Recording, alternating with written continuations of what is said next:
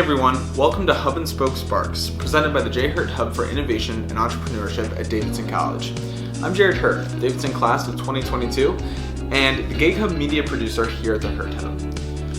Hub and Spoke Sparks are 10-minute interviews with a variety of subjects, and hopefully they'll be able to spark some innovation or inspiration in your career or even your day-to-day life. All right, well, Lee, thank you very much for joining us here on Hub and Spoke. Of course. I was wondering if you could begin by just sort of introducing your career path to our audience. Sure. I think first, I came from a law enforcement family, and half of them come with that path, and the other half are entrepreneurs. I've got some, folks that are presidents or CEOs of small businesses. My grandfather was a CEO of a large business. It was called National Welders, which merged with Airgas, and then eventually got acquired by a company called Praxair. So the expectation of execution, one, was high, so there's a little bit of pressure, but mostly it's just support, right? It kind of shows, if you stick your mind to it, like, you can do big things. So I think through my career I've been two things. I've been an investigator, formally trained investigator, which basically allows me to take problems and break them down into their constituent pieces. And then second to that, I've been an entrepreneur. I've had several small businesses. Some of them have been successful, some of them have failed. You learn lessons at every step of the way. But really my crowning achievement thus far in my career was as the co-founder and CTO of a cybersecurity company called Horangi. I moved over to Singapore about 6 years ago, co-founded Horangi there. We operated in several different countries, about 5 or 6 different countries, and then the US a little. Of course, COVID hit. I didn't want to be over in Southeast Asia. My wife was here in the States, so I moved back and stepped away from a day-to-day role. I stepped away from being CTO. I started coaching some small businesses and kind of acting in an advisor role, almost like a virtual CXO or virtual startup advisor sort of thing. Yeah. And that resulted in me joining on with Corvid Cybersecurity as their general manager just not too long ago. Nice. So I'm running, from Corvid's perspective, Corvid is a U.S. defense contractor. They do physics simulations, and they solve the Department of Defense's hardest problems. And the cybersecurity division, really, one, they take care of the cybersecurity at Corvid itself, and then we also service a lot of other DoD manufacturers and folks just in the commercial space. Gotcha. Very nice. So, how would you say, what would you say was one of those biggest lessons along that career path that you learned?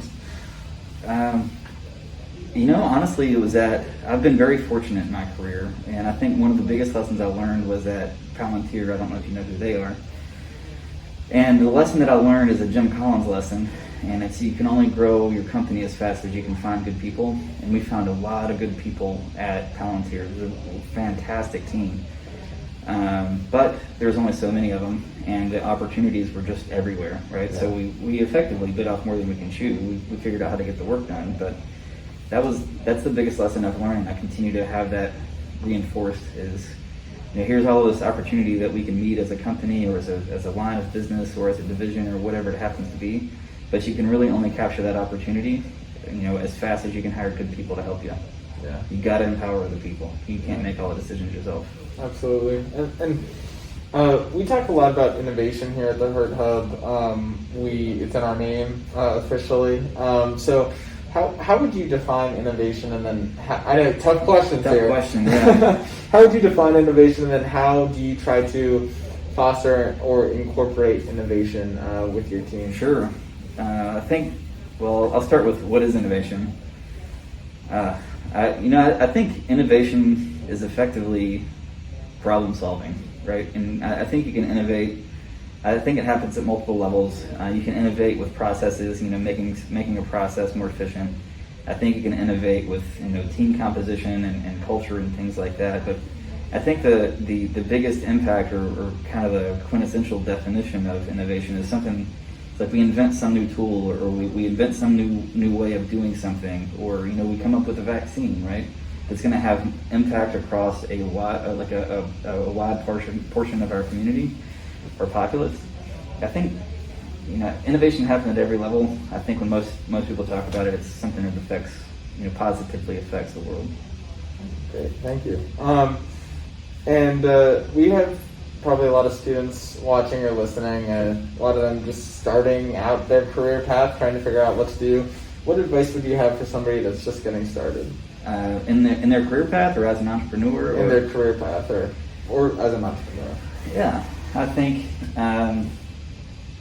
probably the characteristic that I have found most important for folks that I've worked with, for myself, and for successful people in general, is just to be authentic, right?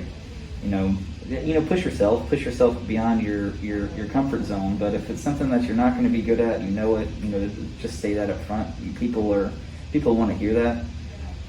It puts you in a good foot to be successful yourself, and you don't have to specialize in anything necessarily, but just be authentic. This is what I'm good at. This is not what I'm good at. These are my personality traits. These are the types of folks. This is the type of team I work best with. It's just be authentic. Great. Thank you so much for joining us. No problem.